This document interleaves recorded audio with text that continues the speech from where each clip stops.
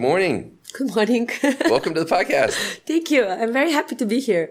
I'm happy to have you. Start by introducing yourself and give us a quick update as to your background and how you got here and what we're talking about today. Okay. So my name is Ivana Bajic. I'm Serbian.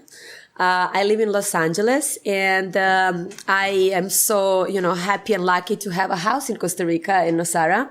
So I'm coming here from 2014, and I love this place. This is my second house.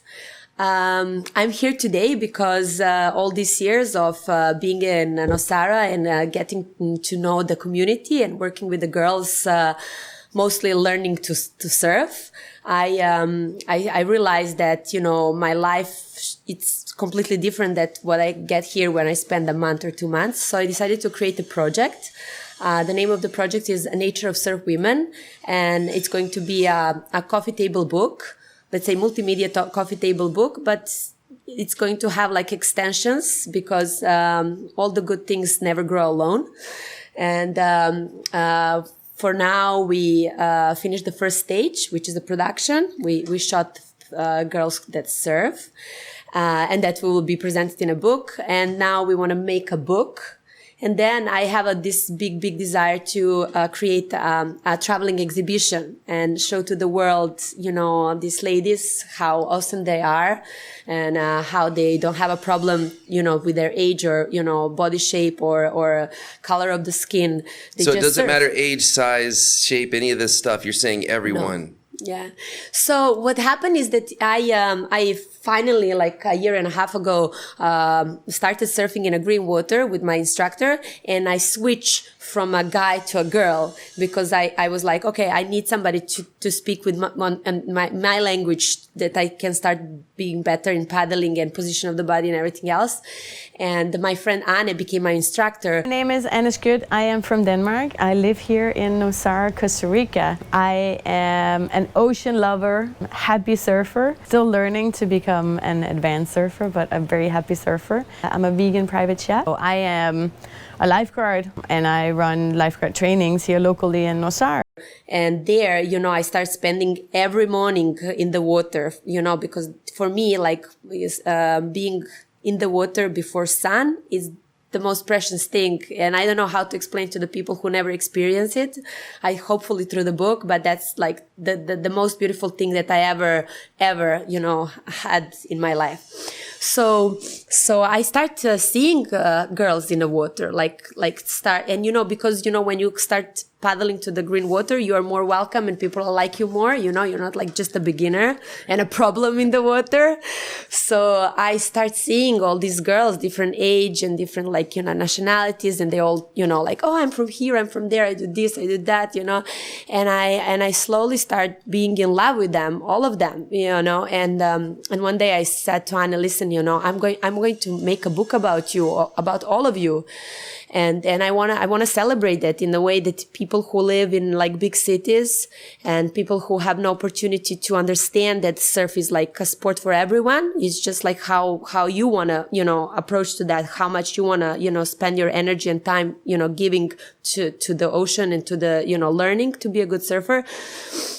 That's the only difference. So, and then COVID hit, and I live in Los Angeles and I work in the film industry. So I'm a film producer. So I had no job, and I was like, okay, now I have no job. So why don't I make my own project, which I already promised to myself and to my friends that I'm going to do. And I have to tell you, like for me, COVID was like a really, really happy time of my life because I didn't work for a network, or I didn't work for money. I worked, making myself and my friends happy.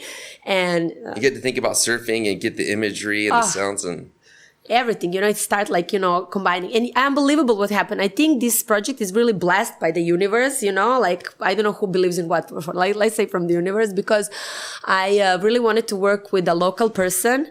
And one of my friends here said, oh, there is the very good documentary photographer. She's a girl. She lives she lives in France, in Lille, but she's currently here and she can fly out because she can go into the France is locked. And I was like, yes, let me call her, let me see how we're going to work with her. So I made her to come to my house and live here and do the test. And I called my best friends, like, be the best towards her, like make her feel incredible here, And the tricky part was like Gabriela Tellez is the photographer. Mi nombre es Gabriela Tellez, yo soy la fotógrafa del proyecto Nature Surf Woman. Soy una fotógrafa costarricense. Ahorita, en este momento les estoy hablando desde mi casa en Francia, que es el país donde actualmente resido. Cuando empecé el proyecto con Ivana, yo no estaba muy segura de lo que estaba haciendo porque realmente el mar no era como mi espacio de confort. Yo no, a pesar de que es mi país y todo, yo nunca tuve como esta relación con el mar, más bien siempre le tuve miedo, le tenía miedo a las olas. Y a través de este proyecto, y gracias a la ayuda de Ivana y de Anne, ellas me enseñaron cómo a comunicarme de manera diferente con el agua y a poder buscar en este medio una forma creativa, una forma de comunión con lo que es con uno mismo y con los elementos naturales. She likes sweet water. She's like swims in a river or a pool. She doesn't like the ocean, and this is an incredible problem that a lot of girls in Costa Rica, they don't like ocean. They are afraid of ocean. So she was a little bit afraid. She was like, "Oh, I'm not sure. I love the project and I understand your narrative, but I'm not a water person. I don't know to surf. I don't know. I'm not good in the ocean." And I was thinking, okay, this is very interesting because, when we start working on this project, when I start talking about it out loud, I was thinking, I don't want a person who knows to take water and, water photography, because she's going to do exactly the same what we are seeing in magazines and in this whatever, media that present these super beautiful, sexy girls, like in this, very this pose or this image or this angle, the same kind of. And, like this wind in the hair and this. And I'm like, we don't look like that. We do not look like that. We don't. We're washed out most of the time, And so I was like, very interesting. So she doesn't know the secret. And then I was like, okay, let's try one time, and I wanted somebody who had the experience in a documentary photography, because the general idea was that we take one female, one girl, and then spend a little bit time with her and see what she actually likes to do in the nature, how she connects with the nature, that she likes to, walk on trails, that she likes to, just, chill out in tide pools, that she likes flowers or she likes birds. We really need to find how she's going to be the most relaxed with us, because we didn't pose them. They took us to their favorite places. They showed us their secret places, where they meditate or swim naked or whatever they do, And I was like, okay, this is very good for documentary photographer. And then surf photography has to follow that. But if she doesn't have experience, she will start seeing things that we don't see usually, because we're used to on the prototype of girl, how she should surf. And so I joined Gabi here in August, and we drowned her twice. It was terrible situation. We didn't know how, because the equipment is very heavy. That's 8 to 10 kilos equipment. And, she's not a good swimmer. The waves are strong in August, So we drowned her first time a little bit. So she survived, and she was like, okay, I'm a little bit scared. The second time she was that scared. It was this is terrible. I can't do this. So we had to change the tactic, because nature photography was developing beautifully. She had the connection with the girls. She understand their, every girl is different in different age, and we worked with girls from 12 until 67. And, nature speaks with you differently, especially when you are a woman, in a different, stages of your life. And it's a beautiful transformation if we see a woman as one with, woman as one, nation, let's say, like one community and woman united with the nature. So that went incredibly well, but water was super problematic, So in that time, my friend Anne, she was in Denmark, and I called her and I told her, okay, like, should I make some, contract agreement if in the case that something bad happened to her, what I'm going to do? And she was like, okay, I will come. Let's, start again water photography in December. And then we figure it out. So we invented this floating tube, like we put a floating tube, and Anne was literally swimming with pulling her into the green water. And then she was duck diving her when there are big waves. And, but what was the most important thing? You really need to work with the person who likes water to start loving and not be scared of water. Let's not be scared. So she had to teach her okay, this is the, wind, and this is the swell, and this is the direction of waves, and this is why she's doing this or that. So I think, it was good experience because they grow together. So I don't think she was one body there were two heads and one body in that ocean. And it's magical what we got at the end because, we saw, we really focused on details, like veins on the body or skin or wrinkles and, that, fuerza, strength of the female body when she pulls and push her board into, big waves. So, it was adventure, I have to say. It was adventure.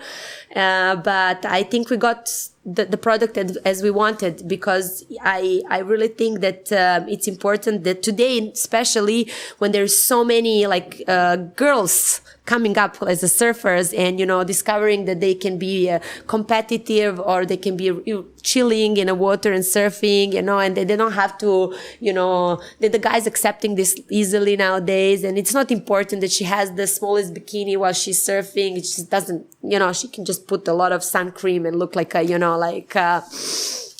whatever, like a mascot, it's not important anymore. So I think these kind of projects and this book will, just push you a little bit okay, I can do this. Okay, I'm free. I'm, I can do whatever I want in that water. So it sounds like you're trying to get a different angle on imagery, on the images themselves, on the models, the subjects themselves, in a pure, authentic, being themselves type of moment. And you're also trying to document the experience from the water a little bit differently. And this is what's going into your book. But on your website, I noticed that you have amazing images there right now. Can you tell us about that? Well, first off, tell us your website so people know where to go. Yes. So if you want to check out our work and find out more about the project, we have now finally launched the website. It's natureofsurfwomen.com. And so, this is a self-funded project because I am loca and I really want to do this. But I do have a lot of support from, everywhere, from my friends and from people from my industry, which is important for me. And so I was thinking, okay, how I'm going to push this a little bit faster and make the money so I can, go from stage to stage, not in 5 years, but in 1 or 2 years. So we decided to make a collection of limited edition prints, and they're all available, for sale, for buying. So that'll help fund the book. Yeah, and all the money we will take and, fund the book in the way that we really need now, like a good editor and a designer so we can lay out the book.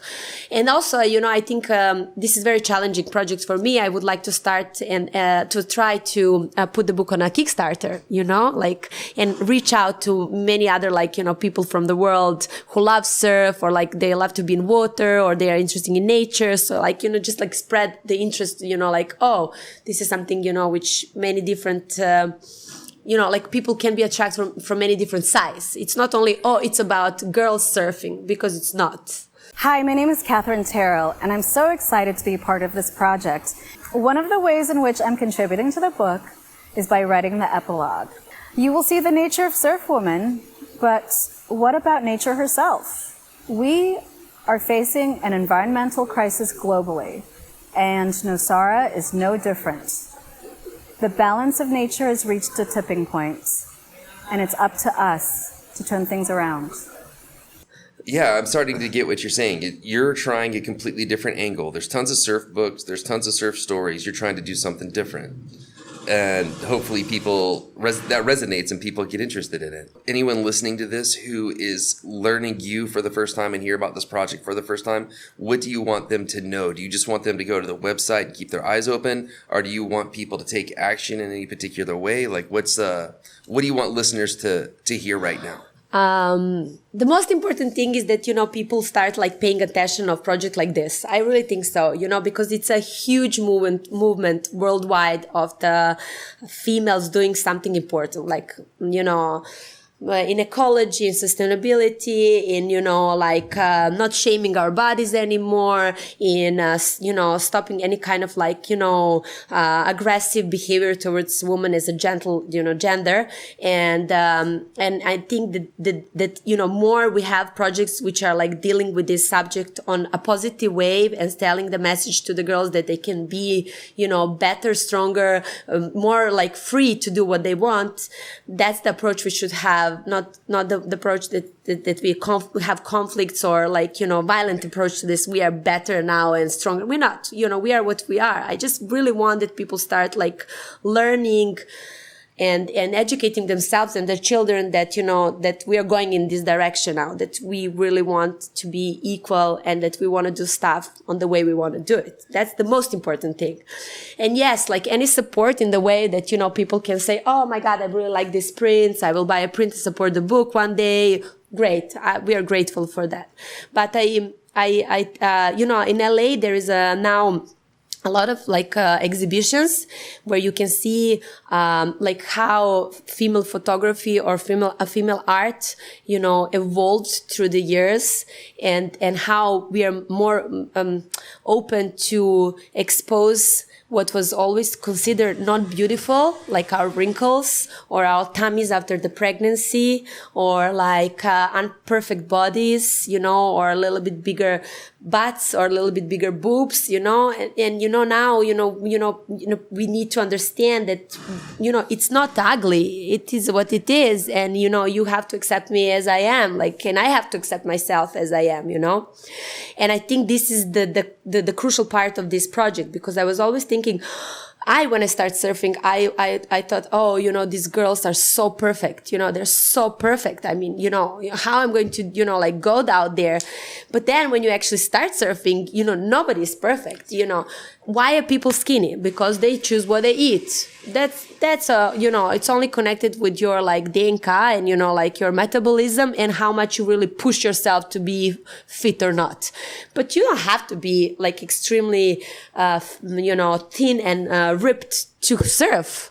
Because there are so many guys who are chubby and surfing wow, this is thing that, and Hey, shout out to all of us fat guy surfers, by the way. Thanks for getting that in there. But no, I spoke a lot with the girls because, the book, has this huge diapason of girls, from 12, 14, 17, 20 and up. And then, when you speak with these younger generations of girls, they're in this magazine, she looks like that. And in this magazine, and, boys always I always think, did my boob fell out, while I'm surfing and this and that, we always struggle with these subjects, And I have a daughter and I don't want that she thinks when she goes to surf her boob, is out or not, because there is the guys' boobs are always out, So why we have to, be so, considering my biggest problem is will my boob, went out or not during this surf session. What I think is interesting as I listen to you is you're getting something that you've lived with your whole life that's been on your mind and your heart. You're getting to get that out there to the world, but you're integrating surfing into it and you're outside of films and movies and news and your normal job. You're getting to do it with something fun. And you're combining the something fun with your actual, a real heart, mind type mission. That's got to be a unique feeling.